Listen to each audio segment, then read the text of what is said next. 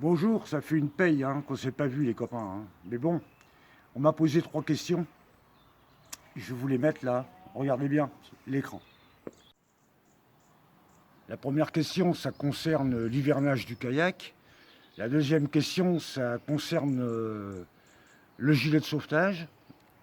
Et la troisième question, est-ce que je pêchais le brochet dans le temps et comment je faisais un bundling pour le brochet.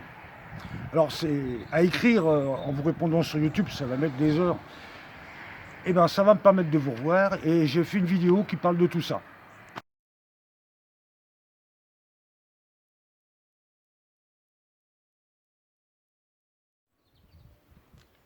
Pour répondre à ta question, pour hiverner mon kayak.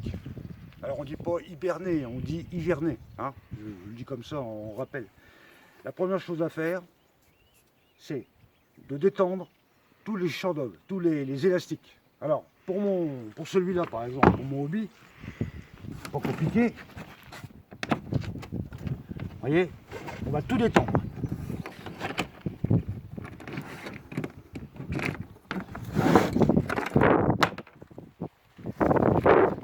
Là, plutôt du pédalier. Là, vous avez aussi ce qui tient un siège au kayak. Ça, c'est fait. Ici, vous détendez tout. Je dis bien tout. Vous ouvrez vos trappes pour que ça aère. La deuxième trappe, elle est ouverte. Et encore une fois, vous voyez, là, j'ai mon sondeur qui va venir ici. Ici, je n'ai pas de porte-canne parce que vous ne pourrez pas remonter à bord de votre kayak. Et vous allez vérifier tout le serrage de vos vis, la connexion. Vous regardez s'il n'y a pas du vert de gris, et vous graissez. Vous voyez, là, c'est fait, c'est bien gras, il n'y a pas de souci. On ne va pas parler du pédalier, c'est pas le kayak, ça c'est le pédalier. Voilà ce que je fais. Surtout, ne laissez jamais votre kayak sur son chariot.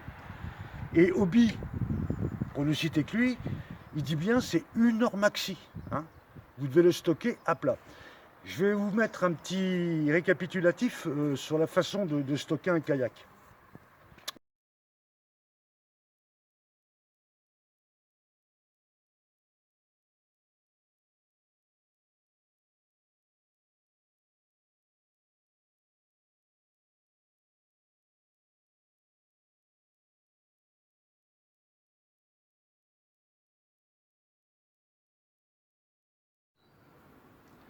Ah mais j'ai rien contre les gilets de sauvetage, j'ai absolument rien.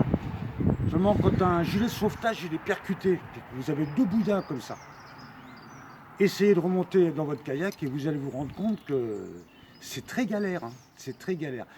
Et je répète que sur un kayak, il y a un côté qui doit toujours être libre. Pas de porte-canne, pas de sondeur. Il y a un côté qui doit être libre. Celui que vous voulez, mais il y a un côté qui doit être libre. Autrement, comment vous faites pour grimper dedans? En plus, Bibendum Michelin. Moi, pourquoi je préfère un gilet d'aide à la flottaison? Parce que je pêche en flotte tube. Je vous en parlerai peut-être un jour. Où je pêche aussi en kayak. Et c'est pour faire du côtier, ça. C'est pas fait pour aller à 6000 des côtes. Autrement, il vous faudra un gilet de sauvetage. Alors, justement, je vais vous montrer mon nouveau. Ça, c'est l'ancien. Vous le voyez dans toutes mes vidéos. Ça fait 5 ans que je l'ai. Il est nickel. Mais, vous savez que chaque centimètre carré dans un kayak ou un flotte tube, il est vital. Alors, pourquoi? Voilà le nouveau. Tiens, je t'invite à venir ici.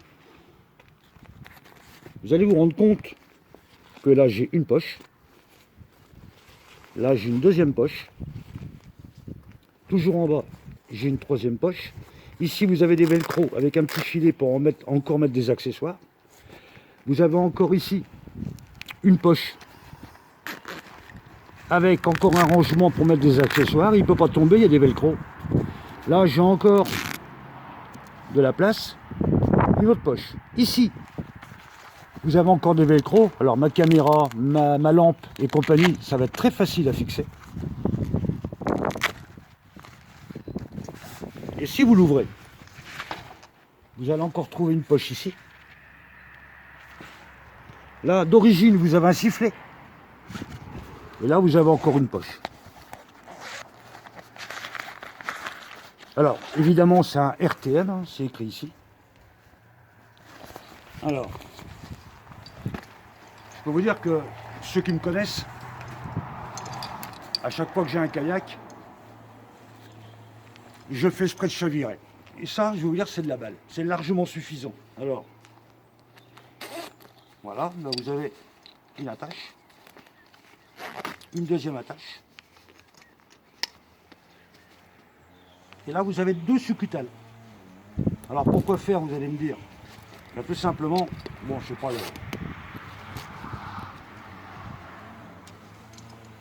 les 12 succutales ici, elles viennent là. La deuxième, elle vient là.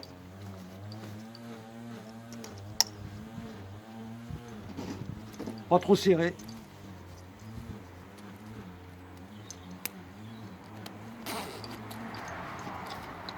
Un. Deux. Je garantis qu'avec ça, vous pouvez tomber à l'eau. Hein. Vous allez flotter. Non, je répète que ce n'est pas un gilet de sauvetage. On fait du côtier. Voilà pour le gilet.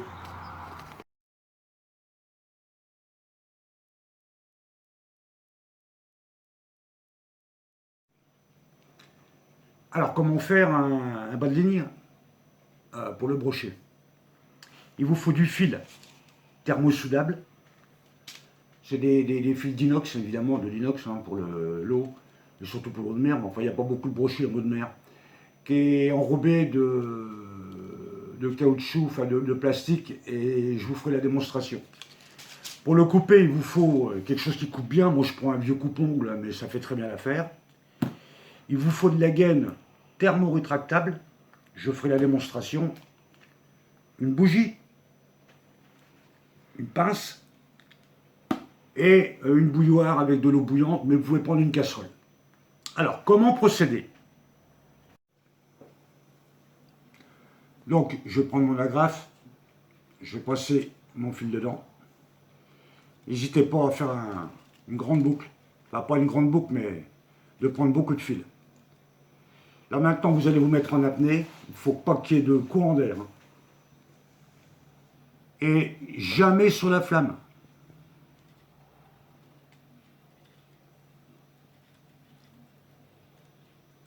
Là. Là, vous allez attendre que ça refroidisse. On attend que ça refroidisse bien. Hein. Et rien que là, hein. Regardez, rien que là,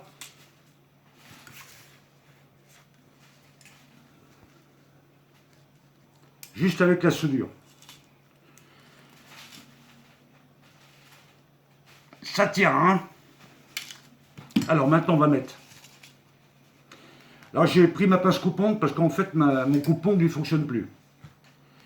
Je prends à environ 40 cm hein, de bonne ligne. Hein. Je coupe avec ma pince coupante. Et là, on va prendre un tube. Le tube à sertir hein, qui est en bas de la pochette, là.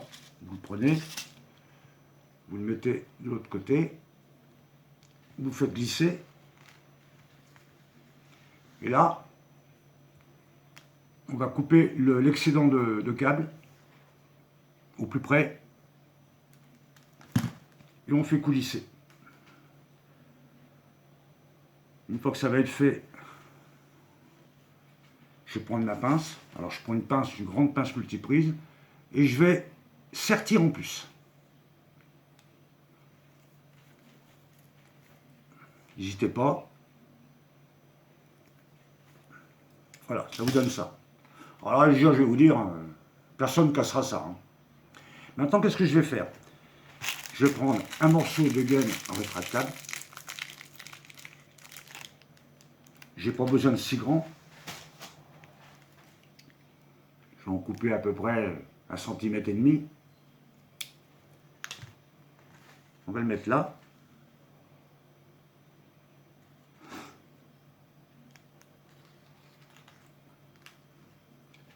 pour couvrir la sleeve qu'on a mise, hein, d'accord? Alors, je vais faire bouillir de l'eau et je vais vous montrer comment ça va se passer. Prenez pas de briquet, parce que vous risquez d'abord de flamber votre gaine et elle ne sera pas bien prise. Alors, l'eau elle est bouillante, je rappelle, hein, on peut prendre une casserole et je vais tremper, faites gaffe à vos doigts, hein, pour vous brûler. Vous allez tremper la gaine dans l'eau bouillante. Bon, allez, 10-15 secondes. Hein.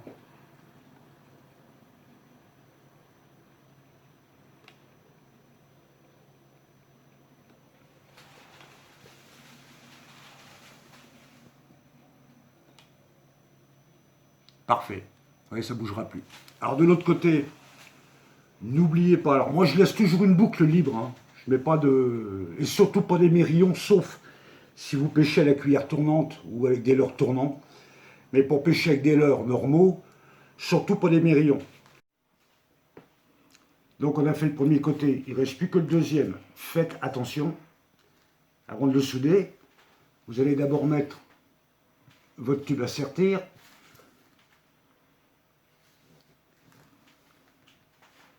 Votre gaine.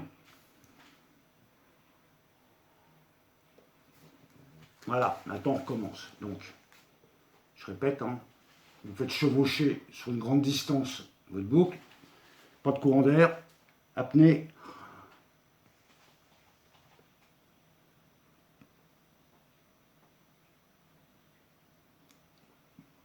On attend.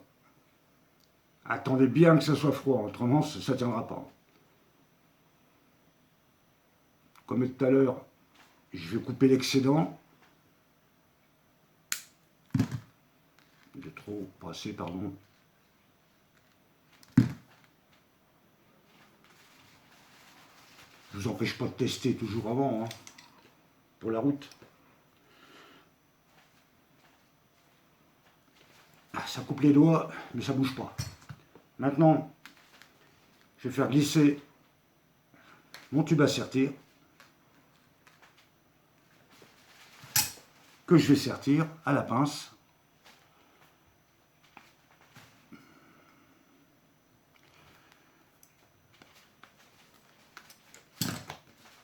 Je fais coulisser ma gaine thermorétractable.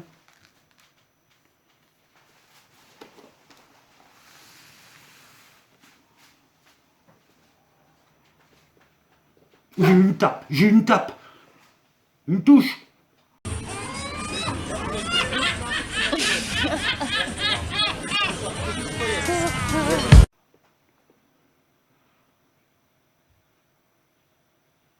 « 10-15 secondes.